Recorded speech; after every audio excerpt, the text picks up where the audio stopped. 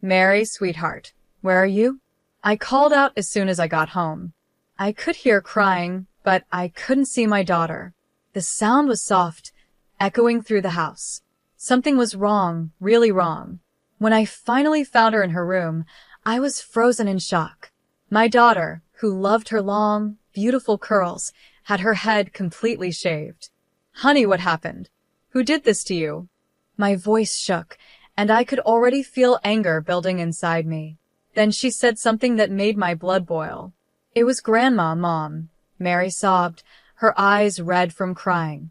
She said I looked like a troublemaker with my hair and shaved it all off by force.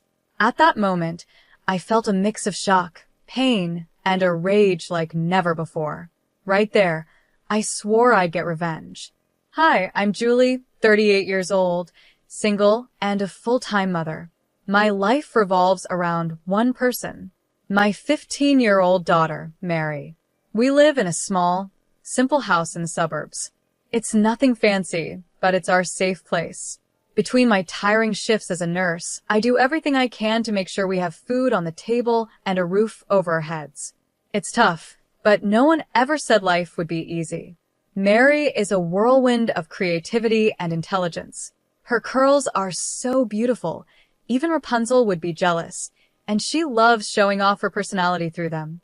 If it were just the two of us, life would be perfect. But there's a dark cloud that hangs over our peace. Lauren, my ex-mother-in-law, lives way too close to us.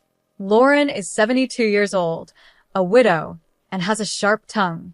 She helps look after Mary after school, and I know I should be thankful, but the price I pay is constant criticism. Julie, dear, she always starts with that annoying tone that makes my skin crawl. Don't you think Mary's hair is a bit wild?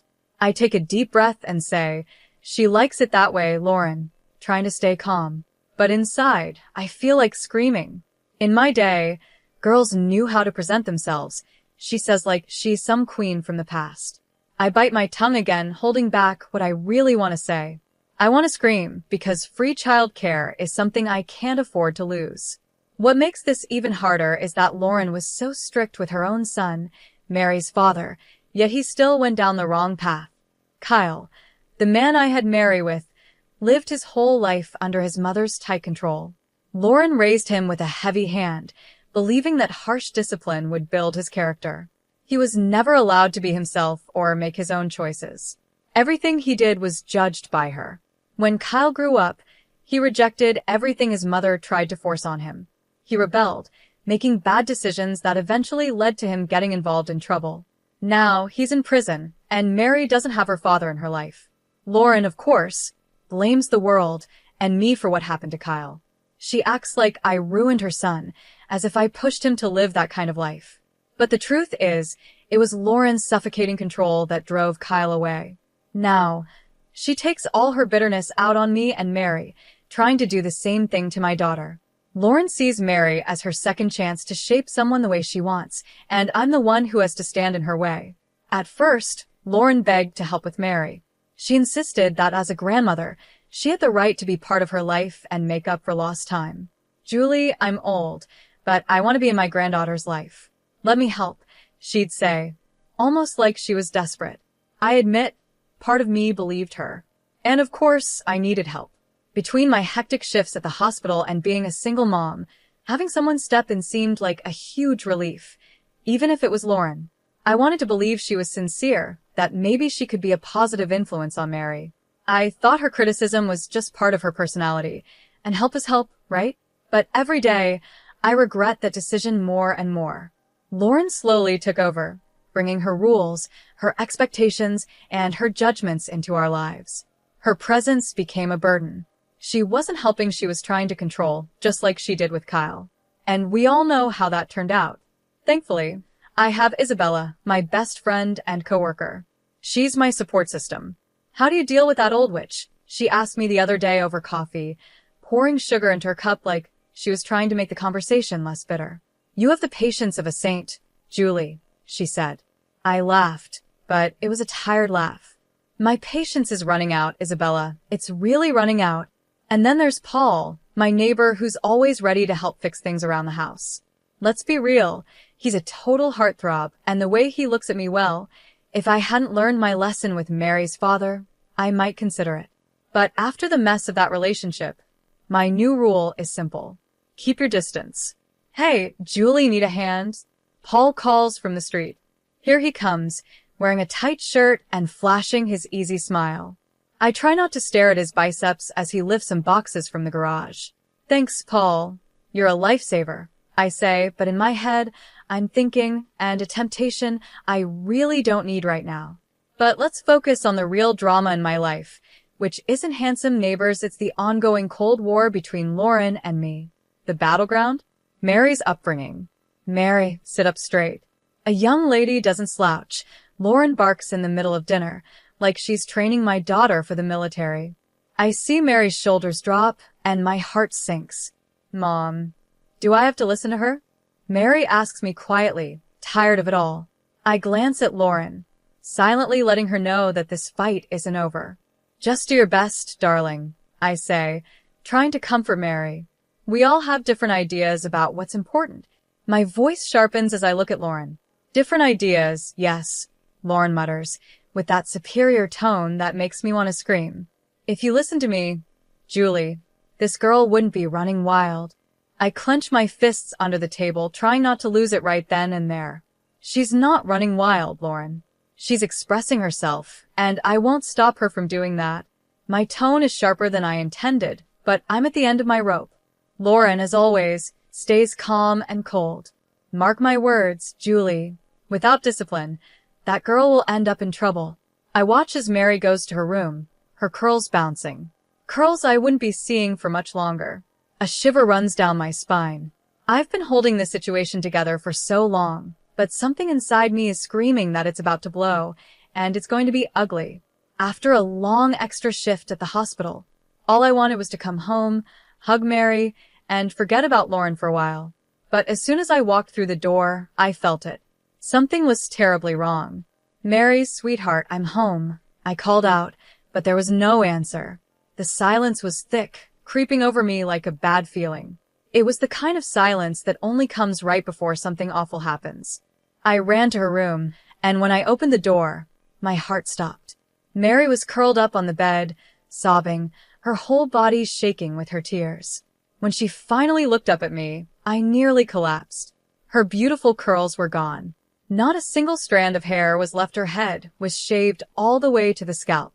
Mom, Mary cried, running into my arms. Grandma did this while I was sleeping. I held her tight, trying not to fall apart right there. My love, everything's going to be okay. We'll fix this, I whispered, but inside, I was burning with anger. My mind screamed, how dare that woman do this to my daughter? Furious, I stormed into the living room like a hurricane. Lauren was sitting there, calm as ever, acting like nothing had happened. Cool as a cucumber. My daughters, I yelled, my voice echoing through the house. What the hell have you done? I was trembling with rage, but Lauren didn't even flinch. I did what needed to be done, she replied, her voice calm, as if what she'd done was perfectly reasonable. That girl was becoming too vain and disobedient, Julie. I almost laughed at how absurd her words were. Vain? Disobedient? She's 15, Lauren. What on earth are you talking about? It's time she learned some discipline, Lauren said with her usual coldness, as if she were laying down some unarguable fact. In my day, girls who cared too much about their looks, who spent time in front of the mirror, like Mary, ended up lost. You think it's just hair, but that's how it starts. Today it's curls, tomorrow it's makeup and fancy clothes, and before you know it, she'll be pregnant and ruined. I couldn't believe what I was hearing. Pregnant? Lost? Mary is 15, Lauren. I shouted, completely stunned. Lauren kept talking like she was quoting some outdated manual from the 1948s. My body trembled with anger, my voice shaky from the hatred I was trying to hold back. She's a child, not a grown woman. What you did isn't discipline, it's cruelty. Don't be naive, Julie, Lauren said, shaking her head in disapproval. If you keep letting her be vain, giving her all this freedom, she'll end up just like her father lost, with no direction or morals. That was it. I snapped. Shut up. I screamed. This isn't your time. You old witch. You shaved her head against her will. That's not discipline, it's abuse. And I'm calling the police. Lauren laughed. A dry, bitter laugh like someone who thinks they're above everyone else. The sound filled the room. Oh, Julie, don't be so dramatic. You're weak. Always have been. I've tolerated your soft parenting for too long. Someone had to step in before Mary turned into a delinquent. She was heading down the same wrong path as her father, and you didn't even notice, Lauren said coldly. That was the final straw. My already fragile self-control broke in that moment. My hands were shaking, and my whole body trembled with fury. How dare she compare Mary to Frank, as if it were my fault, as if I had failed. Get out of my house. Now. I yelled, unable to stop the tears that were rolling down my face. I will never let you touch my daughter again. Lauren, as cold as ever, calmly gathered her things without showing any regret. Mark my words, Julie. You will regret not listening to me, she said, her words dripping with venom. When the door finally closed behind her, my strength collapsed. The tears came freely now. I felt like I had failed to protect my daughter. But in that moment, I made a silent promise. Lauren would never have the power to hurt us again. Suddenly, a knock on the door startled me. It was Paul, my neighbor. He had a worried look, the kind only someone who truly cares about you could have. Julie, is everything okay? I heard shouting. He asked, concern in his voice. The moment he saw my face, he knew something terrible had happened. What happened? He asked softly but urgently. I couldn't find the words. I just pointed toward Mary's room. When Paul saw her, his eyes widened in shock. Oh my God! Who did this? He whispered. Lauren, I muttered, my voice shaking with hatred, each word heavy with anger. Paul's expression changed from that of a friendly neighbor to someone ready for battle. This is unacceptable. I'm calling the police right now, he declared. No, Mary cried, her voice broken, her eyes filled with fear. I don't want anyone to see me like this. She curled up in my arms, and I held her tightly, trying to shield her from the pain that had pierced her heart. It's okay, my love, I whispered, trying to comfort her. We won't do anything you don't want to do. I'm here. Paul knelt beside us, his face showing both deep concern and restrained anger. Is there anything I can do? He asked, his voice kind but firm, like someone who wouldn't tolerate injustice. Before I could answer, my phone vibrated. It was Isabella, my best friend. Her voice was full of worry. Julie, what's going on? I got your message, and it sounded like you were falling apart. I tried to speak, but the words barely came out between sobs. I told her what had happened that night. That witch. Isabella shouted over the phone, filled with rage on my behalf. I'm coming over right now, Isabella said, and before I could even catch my breath, there was another knock at the door. In just a few minutes, she was inside, arms full of bags, looking like a hero ready for battle. Okay, here's the plan, she said with determination, pulling out tissues, hats, and fashion magazines. I brought ideas for pixie cuts and some inspiration for colored streaks. We're going to fix this right now. Mary, still heartbroken, managed a small smile as Isabella got to work. At that moment, I realized how lucky I was to have a friend like her. Isabella was always the one who knew how to solve things with a practical approach and a bit of humor. Relax. Aunt Isabella is here to save the day. And if that old witch comes back, we'll deal with her with a haircut and an axe, she joked, trying to lighten the mood. As Isabella worked on Mary's hair, making the best of what was left, Paul came closer, and I started to open up. I told him everything Lauren had done, every detail, every wound she had caused not just to Mary, but to me as well. The guilt weighed heavy in my heart. I can't believe I let that woman get so close to my daughter, I whispered. The days that followed were a blur of tears, anger, and sleepless nights. Mary refused to leave her room, let alone go back to school. I called work, pretending I was sick, but the truth was, Mary needed me, and that was all that mattered. Our first stop was the police station, but frustration hit quickly. The officer, looking completely uninterested, said, I'm sorry, ma'am, but since there was no physical harm, this is a civil matter. Physical harm? I snapped before I could control myself. Look at my daughter. How can you say there's no physical harm? But it seemed the law was on Lauren's side. The injustice was right there, and I just wanted to scream. Our second stop was a lawyer's office. He listened carefully to our story and then said, "We can definitely pursue a claim for emotional damages." That small glimmer of hope was something, but I knew no legal action could truly heal the damage Lauren had done to Mary. Meanwhile, Paul had also been working quietly behind the scenes. "I have a friend who specializes in family law," he said one day, his eyes filled with determination. "He's willing to take your case pro bono." In that moment, I felt like maybe we weren't fighting this battle alone after all. I could have kissed him right then, but there wasn't time for that. Things were about to get even more complicated, and I knew I would need every bit of strength I had left. "We're going to bury that witch in paperwork," Paul said firmly, and with Isabella by my side, I knew I wasn't alone in this fight. First, the whispers started. In the supermarket, I noticed neighbors giving me sideways glances and hush murmurs. Then the phone calls began, mostly from distant relatives. "Julie, is it true you've been neglecting Mary?" one cousin asked, her voice dripping with judgment. That's when I realized Lauren wasn't just trying to hurt me, she was trying to destroy me. She had started a smear campaign, spreading rumors that I was an unfit mother. I collapsed onto the sofa next to Isabella and Paul, feeling the pressure weighing me down. "That which is trying to turn everyone against me," I said, the lump in my throat growing stronger. But Lauren had underestimated me. If she wanted a war, she was going to get one. I decided to fight back.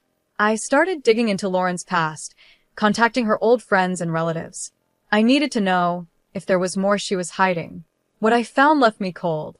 One night, as I sat with Mary, she finally opened up to me, revealing what she had been holding back for so long. If I misbehaved, Grandma said she'd send me to a boarding school, Mary said, hesitating for a moment before continuing. Tears filled her eyes as she added, "She used to lock me in the closet when I did something wrong." My blood boiled. How had I not seen this sooner? How could I have let my daughter suffer like this? I hugged Mary tightly, my heart breaking with guilt and anger. "This is not your fault, sweetheart," I assured her. "Your grandmother will never hurt you again." With the help of Isabella and Paul, we started preparing for our next move. We set up hidden cameras around the house, creating a trap in case Lauren tried to contact us again. We even trained Mary, teaching her how to collect evidence without putting herself in danger. "Remember, Mary," Paul said gently but seriously as he showed her how to use the voice recorder on her phone. "If your grandmother calls or shows up, record everything. Leave no room for mistakes." We were ready. Lauren had no idea what was coming. I had been on the defensive for too long, but now it was my turn to fight back. "Press this button as soon as necessary, understood?" I said, looking Mary in the eyes. She nodded with a strength that both made me proud and broke my heart at the same time. "I won't let you down, Mom." "You could never let me down, my love," I replied, hugging her tightly. "We're in this together, all the way." The trap was set, and now we just had to wait for Lauren to make her next move. This time, I wasn't just going to defend myself, I was going to end this for good. The day of the trial finally came, and my stomach was in knots. The tension was unbearable. Mary squeezed my hand tightly as we walked into the courtroom. Her eyes were focused on the floor, but her determination gave me strength. "You can do this, Mom," she whispered. Her courage fueled me, giving me strength I didn't know I had. Our lawyer began presenting our case, and it was like a mountain of evidence was crashing down on Lauren. The footage from the hidden cameras showed everything: her invading our home, her hateful words echoing in the courtroom. "You ungrateful brat. I'll teach you to never disobey me again." Her voice boomed from the recordings. The judge, who had stayed calm up until then, grew more serious with each vile word Lauren had spoken. But that was only the start. One by one, witnesses took the stand: former family friends, nannies, even Mary's old piano teacher. They all shared their stories. She told me if I didn't make Mary practice piano for 5 hours a day, she'd fire me, the teacher said, his voice shaking. The stories kept coming, building an airtight case against Lauren. But the most powerful moment was when Mary gave her testimony. My brave little girl stood there, her voice trembling, but filled with determination. She told me if I told Mom what she did, she'd make sure I'd be taken away, Mary confessed, tears in her eyes. I couldn't hold back my own tears. Lauren's lawyer tried desperately to make her seem like a loving, misunderstood grandmother, but it was too late. The evidence was clear, and the court wasn't buying it. When the judge finally announced his decision, I felt like I could breathe again. This court grants a permanent restraining order against the defendant, the judge said firmly. Additionally, significant damages are awarded to cover therapy and emotional distress caused to the plaintiff. Lauren was officially out of our lives forever. As we left the courtroom, feeling lighter than I had in months, Lauren made one last pathetic attempt. She came toward us, tears streaming down her face, hoping for some kind of forgiveness. "Julie Mary, I'm sorry," she began, her voice trembling. But I cut her off, my voice cold and firm. "Save your apologies, Lauren. You're dead to us." I turned away without looking back, and we walked away. In that moment, a huge weight lifted off my shoulders. We were free. The months that followed were hard, but we got through them together. Mary started therapy, and little by little I saw my daughter come back to life. The sparkle in her eyes returned, and so did her strength. She was coming out of the shell she had been hiding in. One night, at the dinner table, with me, Isabella, Paul, and Mary, she made a surprising announcement. "I want to donate the settlement money," Mary said firmly. "I want to help other kids who've been through what I did." I smiled, proud of her strength, but as her words echoed in my mind, a plan started to form. Mary was healing, but I still carried the anger. Lauren had tried to destroy my daughter and ruin me, and I couldn't just let her get away with it. She needed to feel what we had felt. Lauren probably thought that the restraining order and enforced distance meant everything was settled, that she could finally live in peace. She had no idea the real battle was just beginning. First, I created a false sense of peace, no contact, no confrontations. I let Lauren believe we were out of her life, that the fight was over. But behind the scenes, I was preparing something bigger. I used what I knew about her life, her secrets, her mistakes. The woman who loved to criticize others had a past full of little flaws. Unpaid debts, disputes, and then there was the financial scandal tied to her late husband's money. If that came out, it would destroy her reputation. With Isabella and Paul's help, I started uncovering those secrets. The first shock came when one of Lauren's neighbors received an anonymous letter about the financial scandal. Not long after, a similar letter was sent to the condo's management office. Nothing concrete, just hints and suggestions, but enough to stir up suspicion and make her uncomfortable. Then, I reached out to an old friend of Lauren, someone she had betrayed years ago. I arranged a chance reunion, encouraging the friend to bring up stories Lauren would rather keep buried. Their already fragile relationship fell apart completely. Lauren's image started to crumble. But the final blow was the cruelest. Lauren thrived on the admiration and respect she forced on everyone around her. With the walls closing in and her reputation in ruins, she began to isolate herself. But before that, I spread a rumor that she was in a financial crisis, claiming that her own late husband had left her broke. The scandal made her a joke in the social circles she cared so much about. Eventually, Lauren found herself completely alone, no friends, no reputation, and no respect, which she had always demanded from everyone around her. She became irrelevant, and that hurt her more than anything else. When word of her downfall spread, Lauren tried to reach out to me, maybe to ask for help. But by then, the compassionate version of me no longer existed. There was no vulnerable Mary to protect anymore.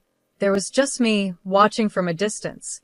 She had tried to destroy my life, but in the end, she had destroyed her own. Thanks for listening to this story. I'm really curious to hear your thoughts, so feel free to drop a comment below and share your opinions. And don't forget to subscribe to the channel to catch the next stories.